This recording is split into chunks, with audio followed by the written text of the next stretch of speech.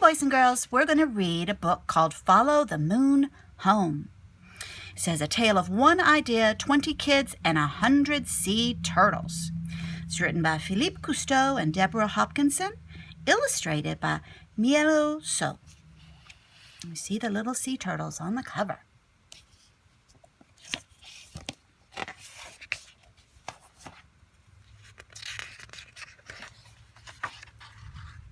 You can sort of see the illustrations and maybe guess where she might have moved to. I always need help finding my way, especially in a new place. Before long, you'll feel right at home, Viv. I wasn't so sure.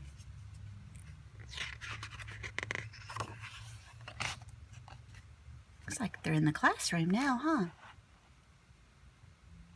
Class project. Community action. That must be the teacher, and he's listing 5 different steps there. Welcome, Vivian, called Mr. J. You're just in time for the fun. We're looking for a problem to solve. I got out my pencil and bit my lip. That's sort of telling you she might be a little nervous, huh? I guess we all would be if it was our first day at school. I rode my bike all over town looking for a problem. Mostly I just got lost.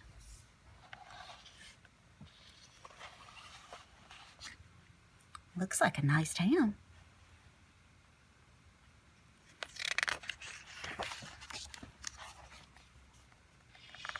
On Saturday, I took Samson and Luna for a run on the beach.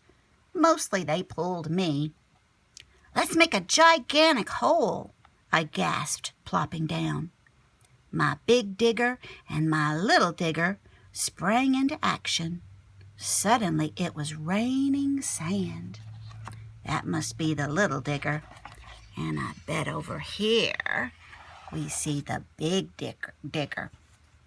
Looks like fun, but be sure to fill in that hole, said a man walking by. It's nesting season. I smoothed out the sand, and we all went to look. What do holes have to do with turtles? Well, you see, the man's pointing to the sign here. Loggerhead Turtle Nesting Area. Do not disturb. Well, it's because of the babies, said a voice. I whirled to see a girl from school. I'm Clementine, she reminded me. Baby sea turtles need a clear path to the sea. Holes and sandcastles get in their way. I didn't know we had sea turtles here.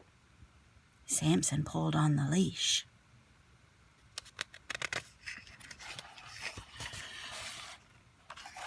Well, we do. Oh, and look what happened to this baby, cried Clementine. Why were you going the wrong way, little one?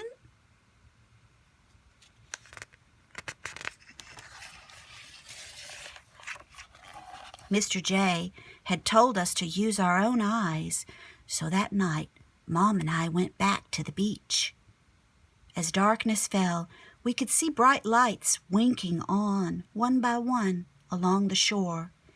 That's it, I said. The lights in the beach houses are the problem. Why is that? Mom asked. When baby turtles hatch, they follow the strongest light they see, I explained. So if they head away from the sea, they get dehydrated and die.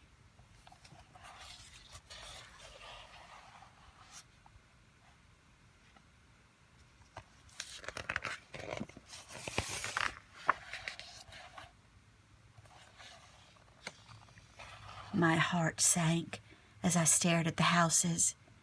There are so many. How can we ask all these people to turn off their lights? Most of these houses are vacation rentals, Mom said. That means new people come to stay every few days. We'd have to knock on doors every night. Clearly, I needed help to solve this problem, and I knew just how to get it.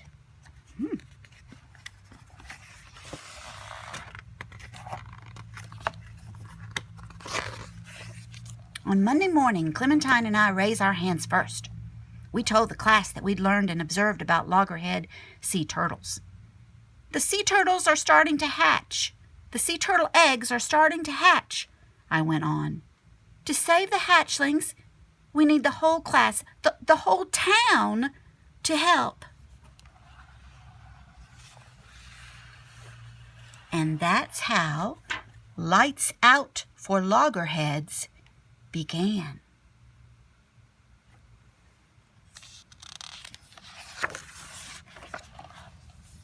They got a lot of books, a lot of things they're working on. That drawing down there.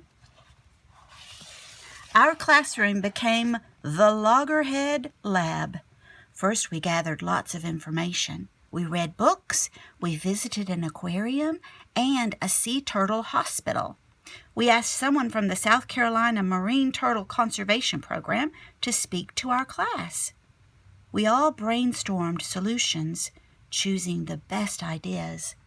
Then we got to work.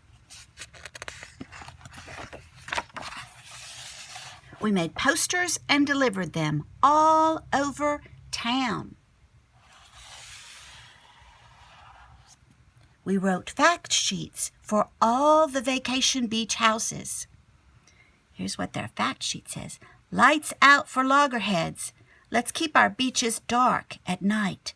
Turn off outside lights and keep curtains closed. Thanks. Oh, look, he's got a message too. Invitation to the town hall. Ooh.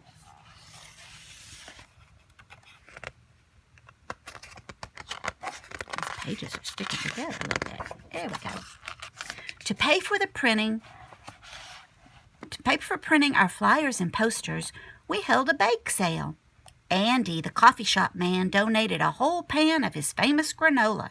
Happy to help. The editor promised to put my article in the community newspaper.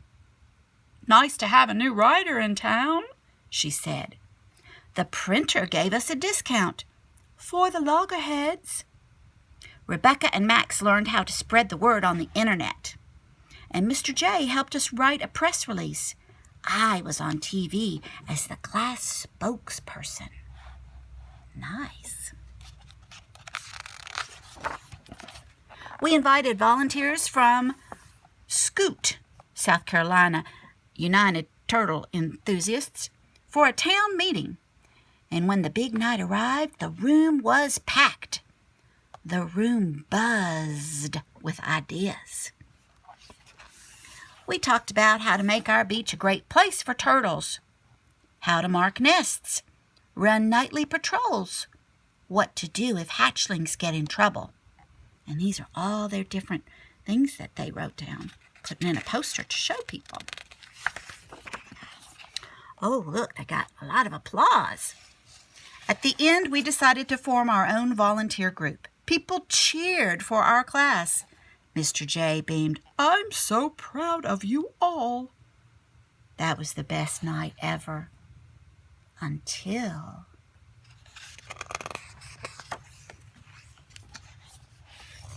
look at that beautiful blue.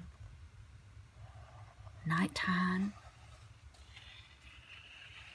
On the last evening of summer school, we went on a turtle patrol. Lots of parents came too. Everyone smiled as we watched the lights along the beach go out, one by one. We had done it. Suddenly, a movement on the sand caught my eye. Over here, I whispered.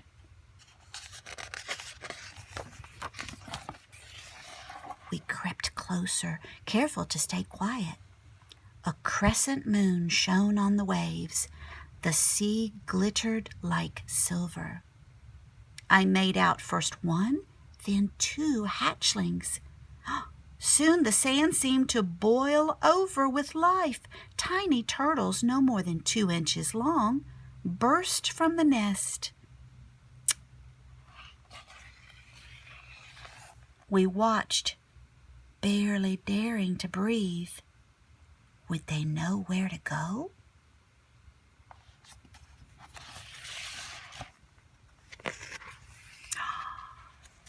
Check it out. Then they were off, scurrying over the sand and into the shimmering sea. See him heading toward the sea?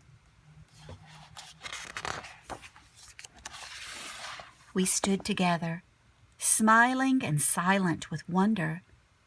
And then, just like the turtles, we followed the moon home.